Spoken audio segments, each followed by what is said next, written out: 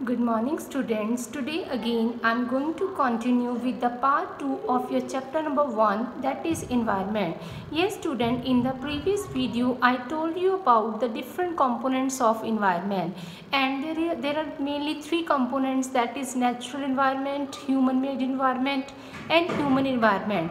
As I told you earlier, human environment is divided into two main factors, biotic and abiotic. Biotic means all the living organism and abiotic means all the non-living organism. So student, we can also say the abiotic component is further comprises into four different main domains, that is lithosphere, hydrosphere, atmosphere and biosphere. So all these things are part of our natural environment. Come to the first one, that is lithosphere. क्या होता है lithosphere? Lithos means stone. So hard top layer of the earth. Hard top layer means the land on which we live is called lithosphere, or it is the outermost solid crust of the earth on which humans, plants and animals live, जिसके ऊपर वो रहते हैं. Number 2, made up of rocks and mineral. हमारी जो lithosphere है किसकी बनी हुई है?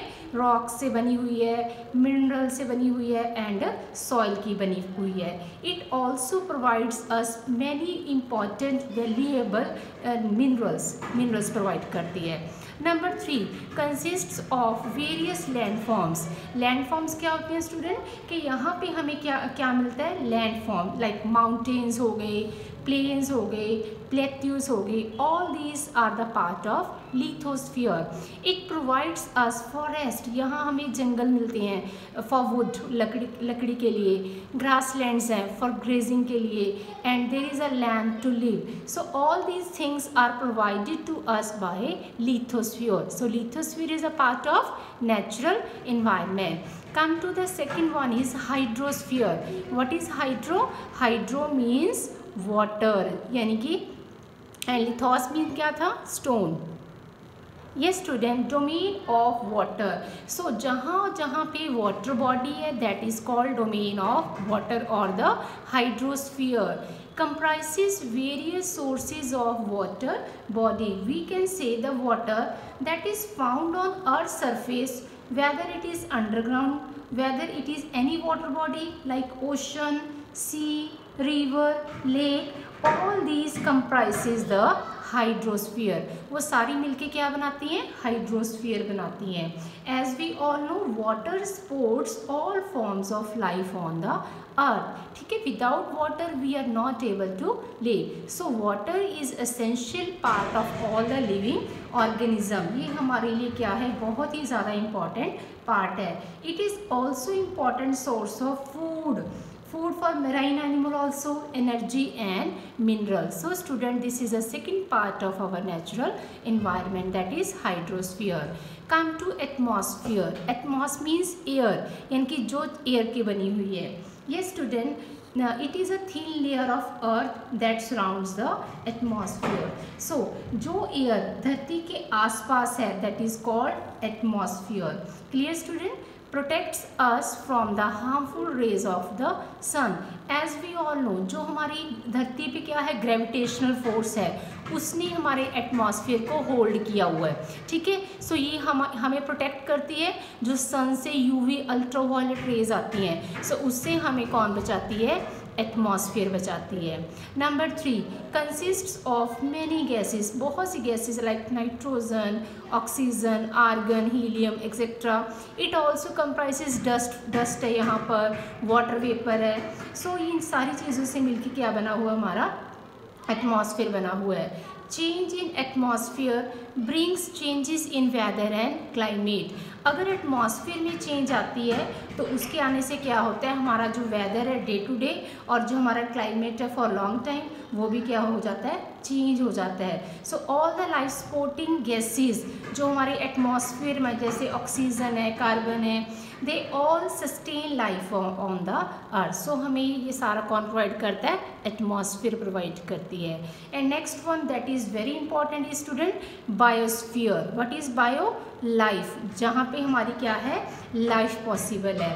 So narrow zone of the earth. Narrow means very tight zone of the earth और the living part of our environment is called biosphere.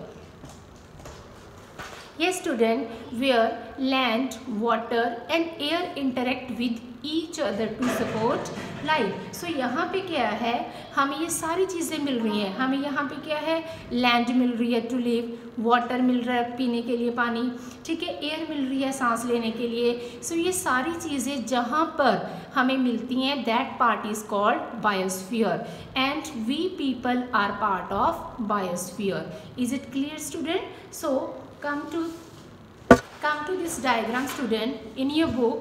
See this diagram. This diagram is the part of domains of environment. See student, this is the earth, atmosphere, ठीक है, जो अब हमने पढ़ा हुआ है. It is made up of gases. This is water body means hydrosphere and this is lithosphere जो land portion है एंड दिस इज़ बायोस्फीयर जिसमें हमारे पास हाइड्रो भी है, एटमॉस भी है और लिथोस भी है and we are part of our biosphere. Is it clear student? Yes. Next is student, हाँ जी, your next topic in your book is ecosystem student. Ecosystem क्या होता है?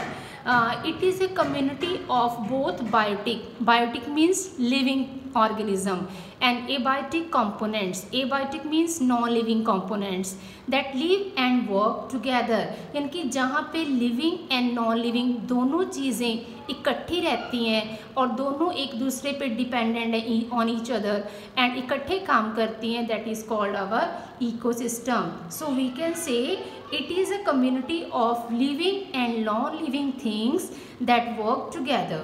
Clear student? The plants, animals found in a particular location, ठीक है, जहाँ पे plant animal एक पर्टिकुलर एरिया में रहते हैं, that is called ecosystem.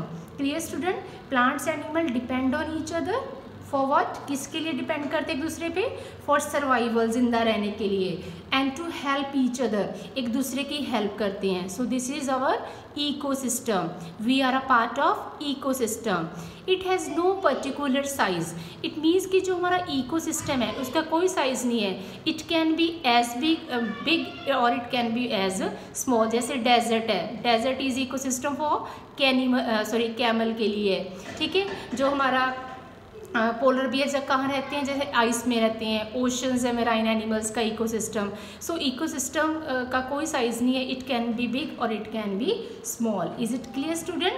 And there is one box given in your book that is barter system. Yes student, what is barter system? The trade in which goods are exchanged without the use of money. So barter system होता है trade, एक तरह का business जहाँ हम करते हैं, जहाँ पे गुड्स को हम एक्सचेंज करते हैं without the use of money. इनके बिना पैसे के जब हम चीज़ें लेते हैं किसी से और किसी को देते हैं, that is called barter, as it was done in the earlier time.